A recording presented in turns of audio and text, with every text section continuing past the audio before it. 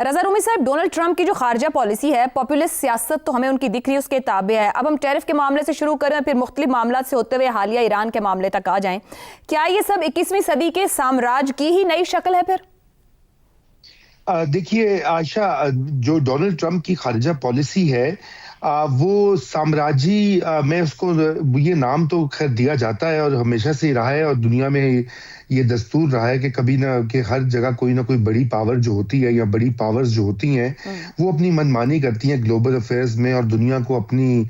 مفادات کے تحت شیپ کرتی ہیں۔ لیکن ڈونلڈ ٹرمپ کی جو پالیسی ہے وہ ایک طرح سے ایک امریکہ میں جو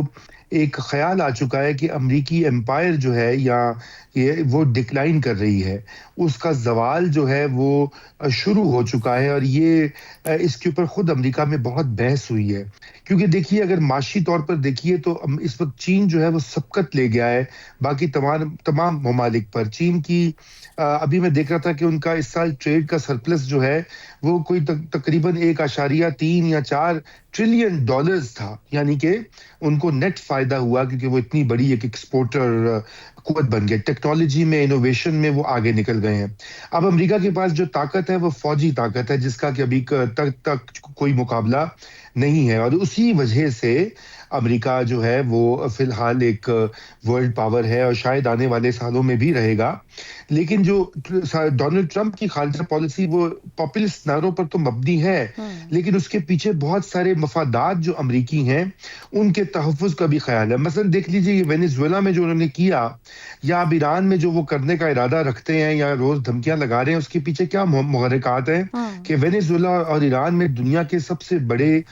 تیل کے ذخیرے اور وسائل موجود ہیں، جو کہ چین جن سے استفادہ حاصل کر رہا تھا براہ راست، اور چین کی جو معاشی قوت ہے وہ ان انرجی ریسورسز کی یوٹیلائزیشن کی بنیاد پر آگے بڑھ رہی تھی۔ اور امریکہ جو ہے اس کی نئی جو سیکیورٹی پالیسی ہے، دنیا کا جو نقشہ ہے، وہ یہ کہتے ہیں کہ ہم یہ باقی جو پہلے کام کرتے رہے ہیں اس میں ہم نہیں جائیں گے، ہم اپنے مفادات کا تحفظ کریں گے، اور یہ کہ چین کو جو ہے یہ اس معاشی فرنٹ کے اوپر بھی اس کو سکویز کرنے کی کوشش کریں گے۔